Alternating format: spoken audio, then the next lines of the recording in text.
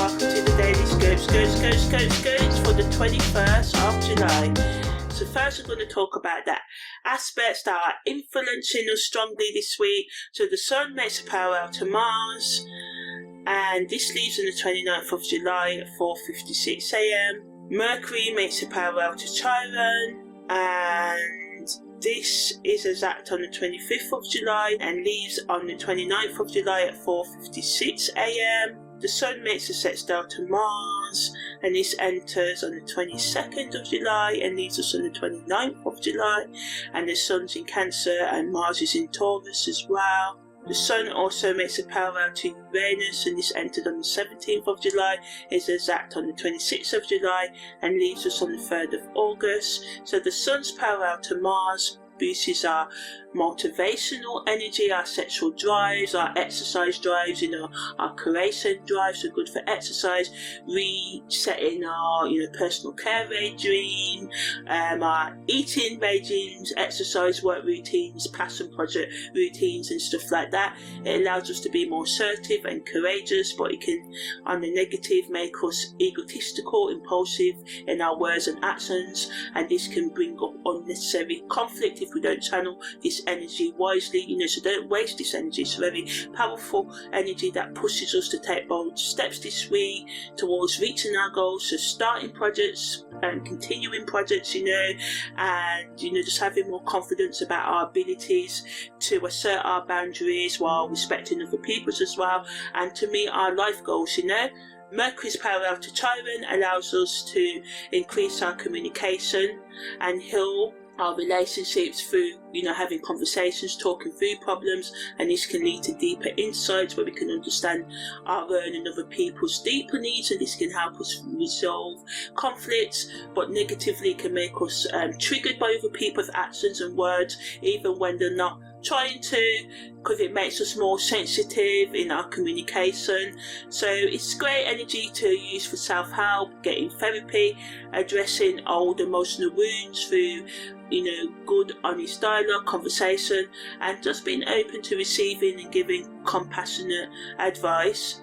The Sun makes a sextile to Mars as well, and it allows us with our emotional intelligence and bringing more stability into our life, but negatively it can make us overly cautious and slow to act, because the Taurus energy can make us a bit stubborn, not wanting to get outside of our comfort zone, so this can lead to us missing opportunities. So the best use of this energy is to nurture our projects with care, express our feelings assertively, but be sensitive and build steady progress in our plans.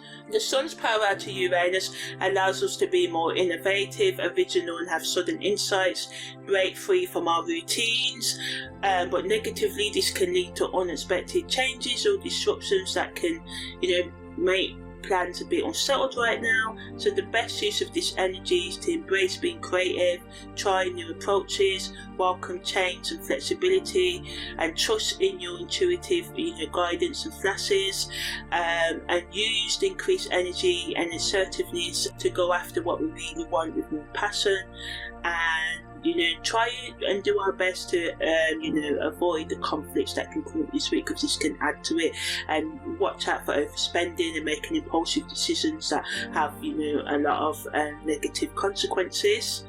So this week it's best to have healing conversations that help us to make steady progress towards repairing our relationships and express ourselves assertively, but make sure we're flexible and respect other people's needs to assert themselves as well.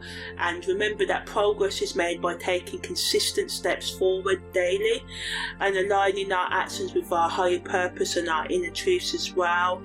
Karmically, the Sun's parallel to Mars wants us to learn how our self-expression, the way we talk and behave, can be making our relationships toxic or healthy, the good things you're doing and the bad things, and how you can improve them and find more balance.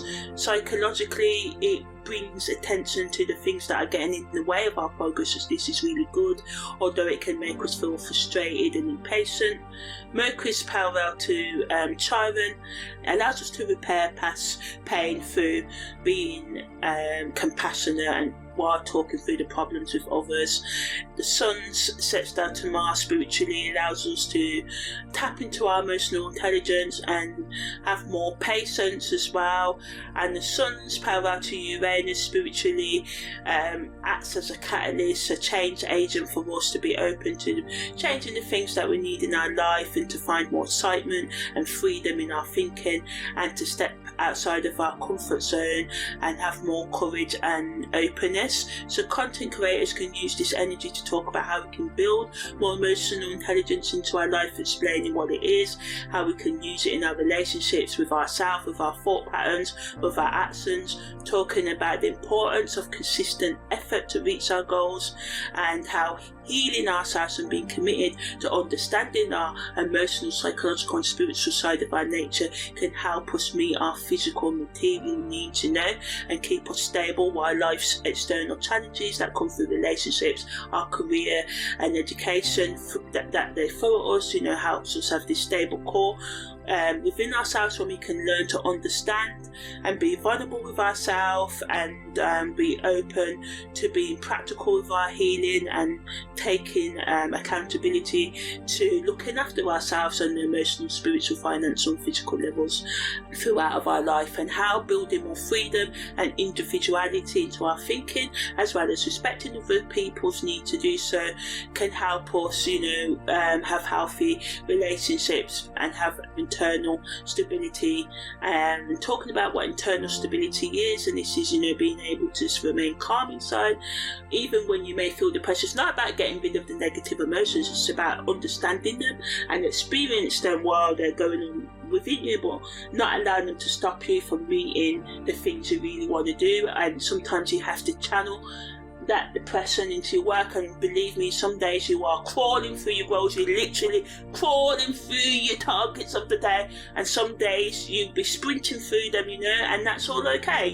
It's about learning how to deal with you on any given day. So giving tips on how we can push through our boundaries and how we can be open to unconventional approach to getting out of our comfort zone and understanding ourselves and others on deeper levels. Also on the 21st of July, the moon enters Capricorn. It's a super full moon in Capricorn. If you want to know more about that, check out the separate audio playlist.